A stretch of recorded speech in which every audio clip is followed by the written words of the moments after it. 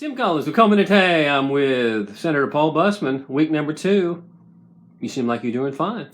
Week number 2 is kind of a slow week, but it's picking up, and we see the trains are starting to move and things are starting to happen. So over the next 2 or 3 weeks, I think we're going to start seeing a lot of action in the Senate, a lot of action with budgets and those type things. And so we're really excited about it, but this week was kind of slow. We got out kind of early this week, and it was an easy week. Well, it might have been an easy week for you, but other people were really busy. Now, I do follow along, and it looks like your monument bill actually progressed along a little bit, which was a surprise, wasn't it? It did. The monument bill got out of committee, which is a good thing. There are a couple issues that the minority senators want to deal with, and so we agreed this week to carry it over.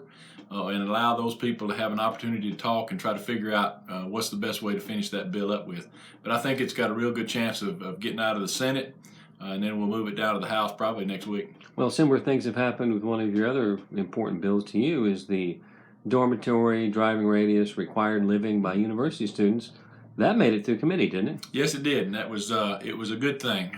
Many times, as we've talked before, our rural students have to live on campus, and they could be 40 miles away from a campus, which is an easy drive, and they're not allowed to commute. And so my bill would allow for 60 miles. We did amend it to 60 as opposed to 75.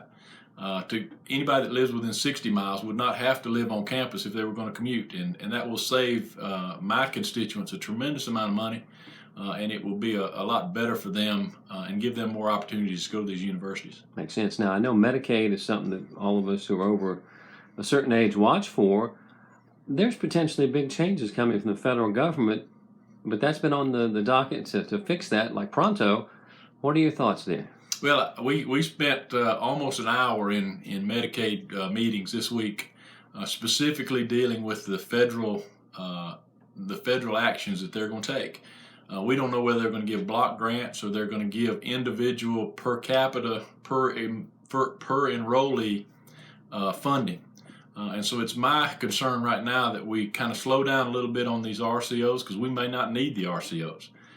So we're looking at slowing down the RCOs, possibly not doing those this year like we plan to do, save the $50 million and use that for something else.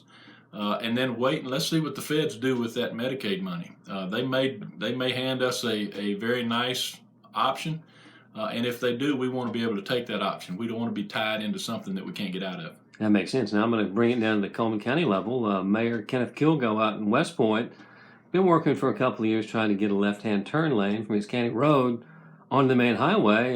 You were instrumental in helping him get some funding for that, weren't you? Oh, we had a good week when it comes to funding for our local people. Out in 157 in West Point, that turn lane coming off 157 is extremely dangerous.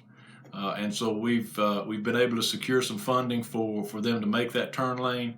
They have a tremendous economic development project out there that they're looking at, and we're glad that we could help them on that. And we look forward to seeing the expansions of business out in the West Point area. Well, I know Mayor Kilgo's excited about it. Let's turn to Winston County. I don't know if this is meaningful, but I saw a news report that Winston County, in your district, was the #1 district in the nation for people who supported Donald Trump. That's exactly right. It was the #1 county in the country with almost 90% of the voters voting for Donald Trump. Will he come to Double Springs and do a rally, do you think? I don't think he'll do that, but we are certainly going to take the opportunity to make sure that President Trump knows that. And if we could, any way possible, get some help on a 278 road work or funding for the national forest in their area that would help those citizens there, we're definitely going to go try to do that. Well, just me as a citizen, I think Winston County should get a gold star at a minimum from them. So gold star would help, but it had have a little money added to it, and it would really help them. I hear you. They struggle over in Winston County financially. They do. And now I'm going to switch gears. Speaking about money, Governor Bentley still into the prison push. The Senate's got their own ideas. Can you explain what's going on right now? Yeah, as most of you know, Governor Bentley wants an $800 million bond issue to build 4 new prisons and to remodel or to rebuild Tutwiler.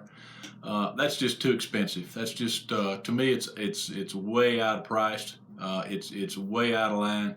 And so what we're looking at right now is the possibility of doing 1 prison, consolidating about 4 or 5 prisons in that prison, and let's see what the savings are.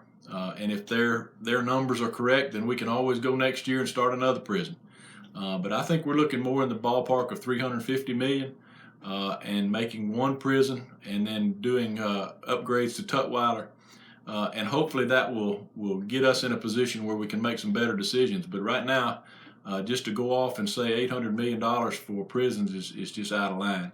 And especially with the program that he wants to do, which is a design build, and I'm not sure if that's the best option to go. I'm doing a lot of investigation on that. We know in Mississippi right now there's a tremendous problem with that, and so we want to make sure we do the right thing with the citizens' money. Well, the low bidder is not always the best bidder. That's correct. Cullman County was in the news this week. Your colleagues locally got semi-famous around the state for calling for impeachment and sending out lists. I know that's a loaded topic, but we talked about that briefly last week. Any thoughts that are new after all this for you? Well, the whole thing with Luther Strange being appointed, and it just, whether it was shady or not, it looked shady. And to me, that's a concern, especially when the new Attorney General comes in and the day after he's put into office, he says, yes, there is an investigation and I'm recusing myself, which means that there's something going on. And it's the House members' responsibility to make sure that impeachment process moves forward. And so I think that's what Representative Harbison and Representative Shedd did this week. They want to make sure that they do their job and they take care of the state and make sure that if there's an impeachment necessary, that it occurs. Makes sense. Week 3 coming up. Specifically, what do you expect to deal with this week? I think there's going to be a couple things. The prisons is going to be, I think, is going to be on the agenda. The monument bill is going to be on the agenda. We're going to have to start working on budgets. We're already into the second week. We need to start moving those around. We will start sunset bills this probably not this week, but the following week. Those are the agencies and boards that we deal with. And so there's a lot of things that are moving right now. Medicaid is always an issue. And I hopefully can get the university housing bill that I've got on the floor for a vote and get it out of the Senate. That'd be very fast if you could do that. It would. Let's wish you luck. Thank you. Senator, thank you so much. We'll check back with you next week. Thanks.